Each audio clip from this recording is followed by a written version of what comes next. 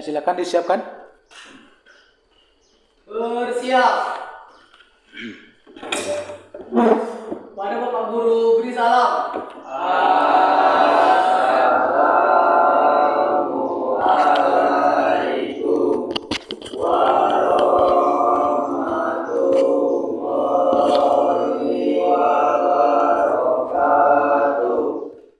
Kami persilakan kepada anak kami Repan untuk memimpin pembacaan doa kita pada pagi hari ini. Setelah kita pada pagi hari ini, mari kita berdoa menurut agama dan Kristen kita masing-masing. Berdoa dimulai.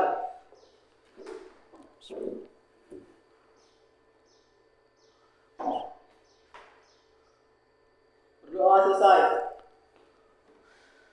Terima kasih kepada anak kami dalam membacakan doa. Mudah-mudahan doa yang kita panjatkan ini bisa memberikan pemahaman kepada kita bersama, terutama kita dalam menuntut ilmu, kemudian memberikan keselamatan, hidup di atas dunia dan hidup di akhirat nantinya. Baik, sebelum Bapak sampaikan materi kita, Bapak ingin mengingat pengetahuan kita, fungsi doa itu apa? Coba kamu, siapa yang bisa menjawab? Ya, silakan. Arif. Ya. Yang kedua? Sebagai ladang pahala. Alhamdulillah. Bagus ya, bagus. Untuk anak kami, Arif dengan Abu Roni yang telah menjawab apa fungsi doa. Jadi betul ya. Apa yang disampaikan oleh kawan kamu tadi betul adanya. Jadi fungsi doa itu yang pertama adalah senjata bagi umat Islam. Ketika mereka mendapat permasalahan, maka doalah salah satu jalan untuk kita mengadu kepada Allah Subhanahu wa taala. Kemudian yang kedua adalah ladang pahala. Ladang pahala bagi kita, apabila kita membaca doa maka kita akan mendapat pahala dari Allah Subhanahu wa taala. Baik, sebelum pembelajaran ini kita lanjutkan, terlebih dahulu Bapak absen dulu. Yang pertama, Abu Rani hadir. Kemudian Arif,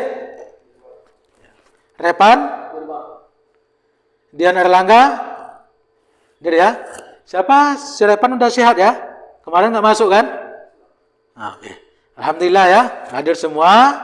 Mudah-mudahan dengan kehadiran kita ini, kita mudah-mudahan kita senantiasa selalu diberikan kesehatan oleh Allah Subhanahu. Semuanya berdiri. Semuanya berdiri ya. Nah, kemudian kita nyanyikan dulu nyanyi ini dengan semangat, dengan baik, kemudian dengan suara yang kuat. Ya, silakan. 1, 2, 3. Pancasila, akulah pendukungmu, patriot proklamasi, saya berkorban untukmu. Pancasila dasar negara, rakyat adil makmur sentosa, pribadi bangsaku, ayo maju, maju, ayo maju, maju, ayo maju, maju. Ya, tepuk semangat, semangat, tepuk salut, salut, salut, salut. Alhamdulillah. Silakan semuanya duduk ya. Duduk. Udah semangat ya? Udah semangat kita untuk belajar pada pagi hari ini. Sebelum Bapak sampaikan materi ini, sedikit Bapak ingin mengulang materi kita yang telah berlalu. Coba anak kita Dimas, apa materi kita yang telah berlalu sebelum ini kita pelajari? Al-Quran, Al-Hadis, macam-macam sumber Islam, macam-macam hukum Islam. Iya, berarti sumber-sumber hukum. Ya, sumber-sumber hukum Islam. Alhamdulillah. Bagus ya. Nah, bagus. Kemudian, apa-apa saja sumber hukum Islam itu si Repan? Yang pertama Al-Quran, Ya. kedua hadis, dan ketiga ijtihad. Iya, ijtihad. Alhamdulillah ya. Ingat, masih ingat? Masih ingat kita pelajaran kita telah berlalu tentang sumber-sumber hukum Islam. Kemudian yang kedua, apa sumber hukum Islam yang kedua adalah al-hadis.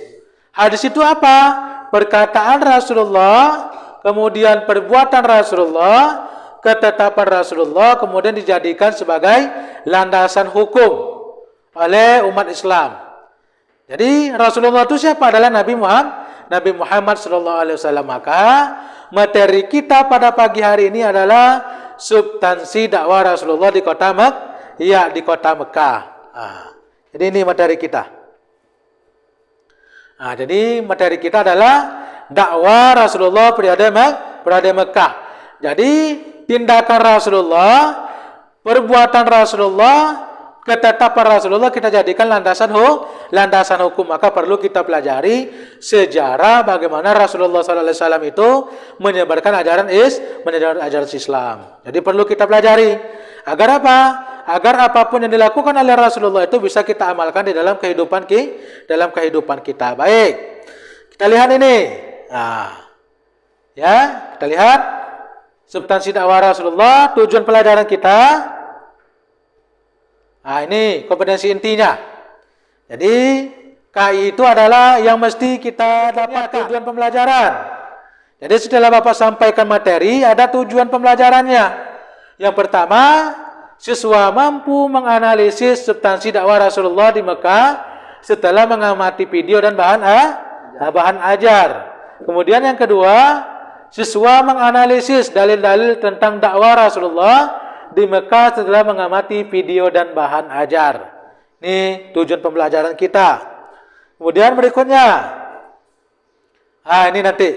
Jadi sebelum Bapak tayangkan video atau Bapak sampaikan bahan ajar, maka nanti Bapak tayangkan video, dikaitkan data yang sudah kalian dapatkan di luar tentang substansi dakwah Rasulullah, maka kalian kaitkan dengan video. Betul enggak? Data yang sudah kalian cari itu dengan substansi dakwah Rasulullah yang kalian temui di luar. Kemudian kita kaitkan dengan bahan ajar yang Bapak sampaikan. Kita Bapak tayangkan video ya. Kita lihat dan kita amati. Tugasnya jelas ya? Jelas kan? Ya, ini videonya.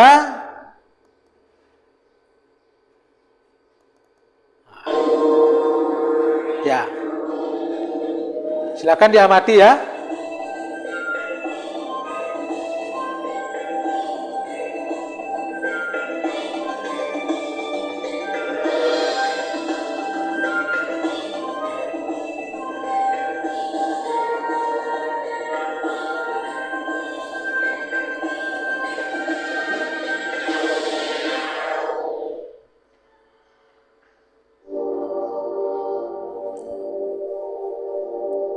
Muhammad lahir pada tanggal 20 April tahun 571 Masehi. Pada saat pasukan bergajah Abraham dihancurkan burung-burung ketika mereka datang untuk menyerang Ka'bah. Ka'bah adalah tempat di mana Nabi Muhammad dibesarkan dan diasuh. Sebuah tempat suci yang dibangun Nabi Ibrahim yang merupakan nenek moyang Nabi Muhammad. Ayahnya Abdullah wafat saat dia masih berada di dalam kandungan.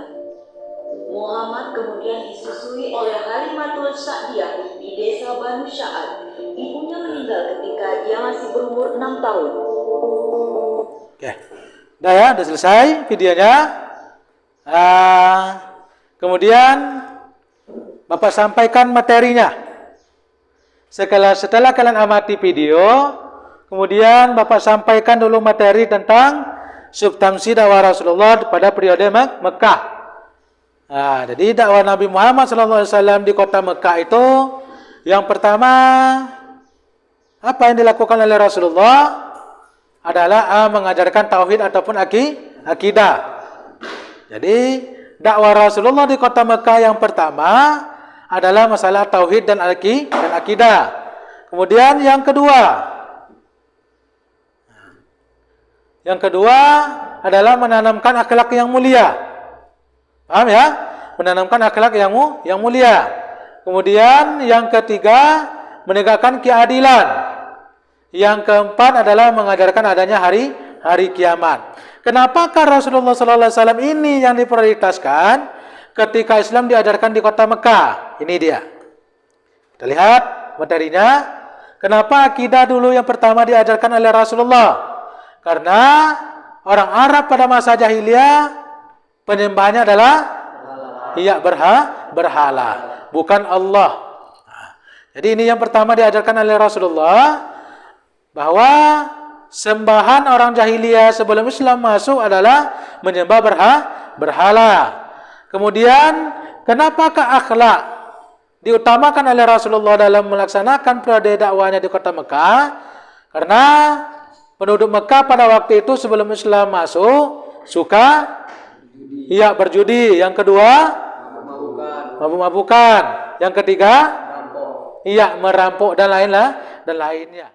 Kemudian yang ketiga, orang jahiliyah membedakan yang miskin dan yang kaya. Kemudian budak dan tidak budak. Membedakan ini apa maksudnya? Orang miskin berarti mereka tertindas.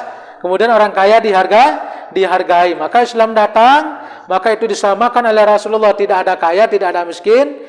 Maka di mata Allah Subhanahu wa taala itu adalah yang membedakan adalah ketakwaan kepada Allah Subhanahu ya. Kita bagi kelompok, kemudian dianalisis yang tadi itu apa yang kalian jumpai, kemudian nanti Bapak silakan dipresentasikan ke depan. Jadi ini sudah Bapak sampaikan tadi materinya. Yang pertama tadi apa?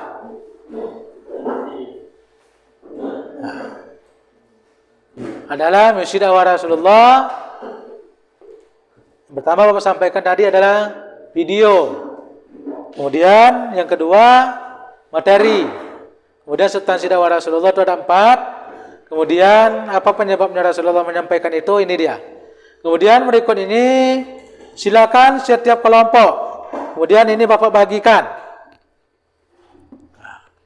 Silakan untuk kelompok 1, gambar yang Bapak bagikan silakan dianalisis. Silakan diambil ke depan. Ya. Kemudian untuk kelompok 2. Kemudian untuk kelompok 3.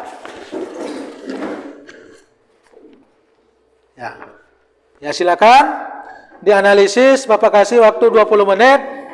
Apa yang kalian jumpai daripada video tadi, kemudian dari bahan ajar, kemudian berikutnya kalian kaitkan betul enggak yang sudah kalian temui di luar itu tentang substansi dakwah Rasulullah. Analisis gambarnya. Penyiksaan sahabat Nabi Muhammad Bilal bin Rabah karena memasuki agama Islam. Betul untuk kelompok 3? Betul. Coba ditengokkan gambarnya. Apakah betul? Kelompok 2? Kelompok 1? Iya. Kasih plus untuk kelompok 2. Ya, silakan.